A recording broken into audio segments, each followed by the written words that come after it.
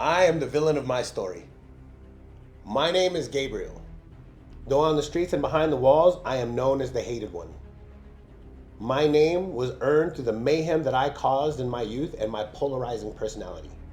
Those who know me either love me dearly and will do anything for me, or they despise me completely and entirely. My presence is often like a large rock thrown into a steel pond, creating ripples of impact.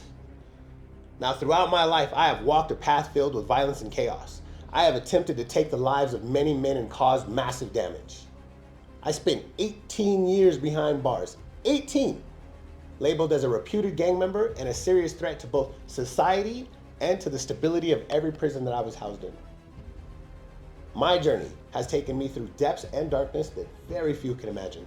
Yet, here I sit before you, unbroken, full of resolve, and dedicated to a life of service to something greater than myself. Now, you're gonna hear a lot of people, they always talk about giving others a second chance.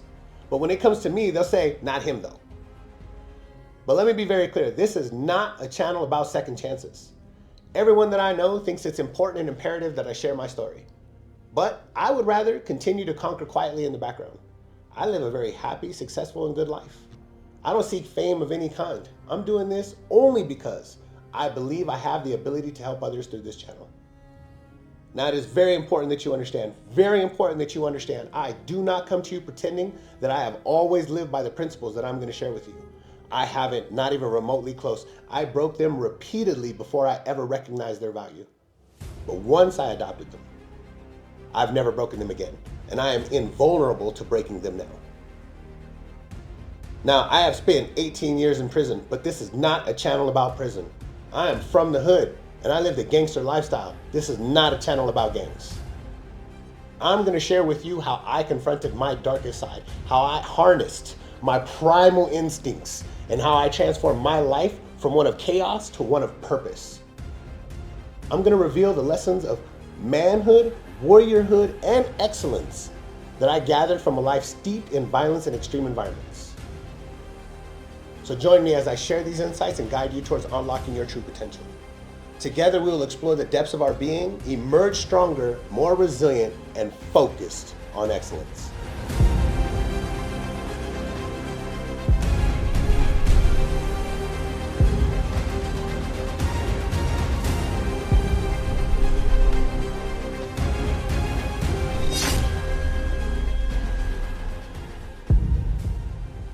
I grew up in the gang-infested streets of California in the early 1990s.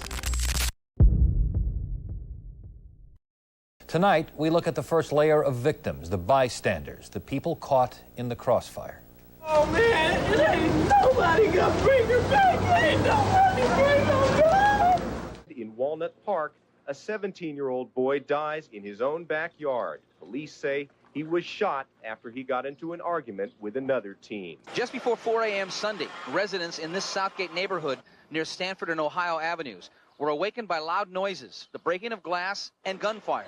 Two rival Hispanic gangs going at it, right in the middle of the street. Witnesses and evidence left behind indicate it was a major gang fight. Police say anywhere from 15 to 20 gang members were involved. Shots were fired, rocks, bottles, broken glass used. One gang member was knifed, another gang member shot in the leg, 50 pellets in his leg. He's still hospitalized. Your block ain't cracking like this, man. It's our gangster weekend, man. You ain't It's our gotta be gangster on weekend, the block like this. You ain't gotta be on the block like this. It's our gangster weekend, man. It's our gangster weekend, man. That's real, man. On top,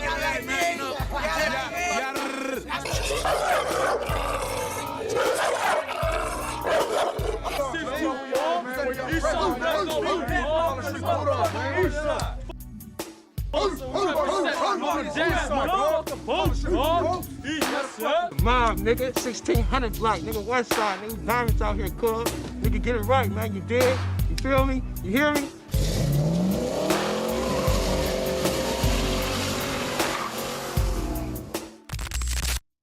It was a very violent time, so survival wasn't just a choice.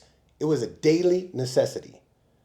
But there was one incident that changed everything, an event that made me question everything I knew about loyalty and survival. My last felony conviction was 20 years ago, well in my past.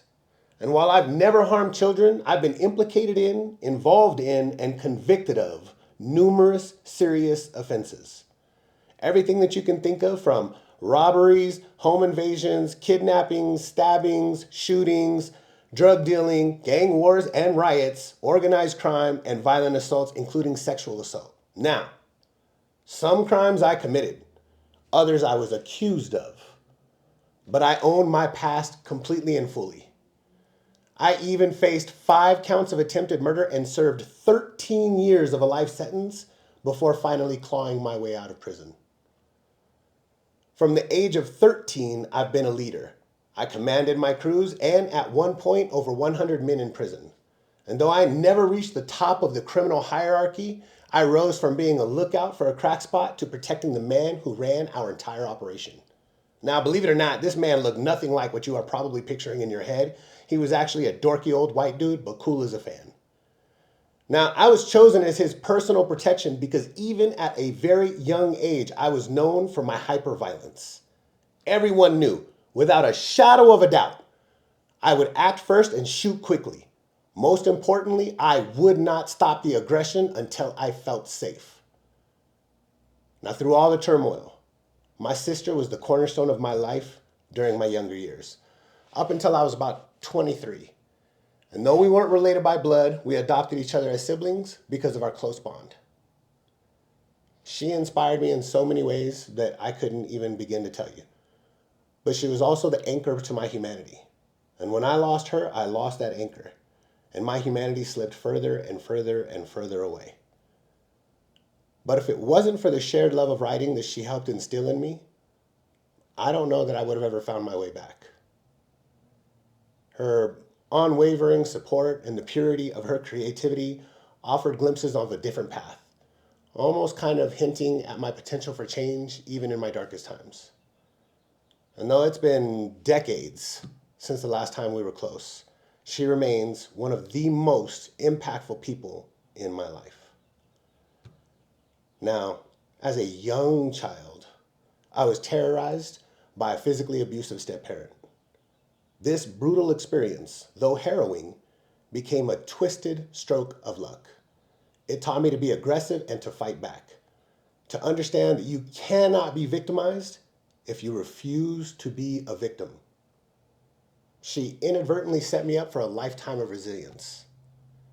However, while no one could ever get the best of me, it also made it difficult for anyone to get the best in me. This lesson, forged in the fires of abuse, became my shield and my prison for a very long time.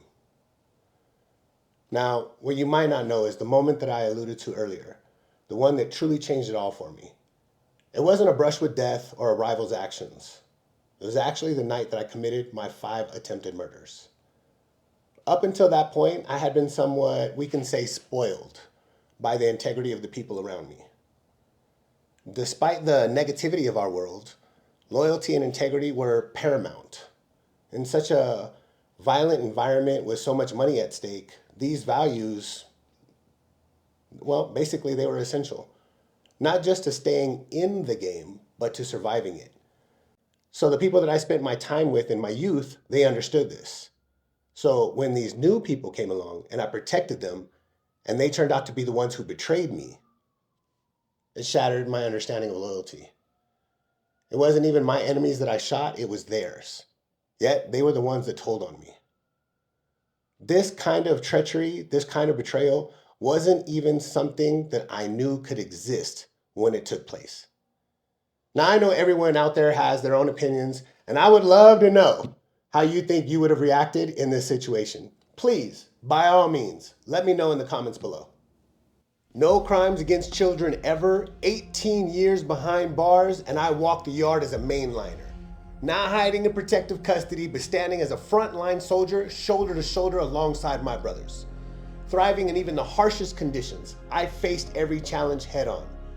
Prison was my crucible, forging my character, teaching me discipline, and granting me a street MBA in the truest sense. I ran illegal money-making operations from the inside, from stores to gambling tickets, honing my business acumen in the most unforgiving environment.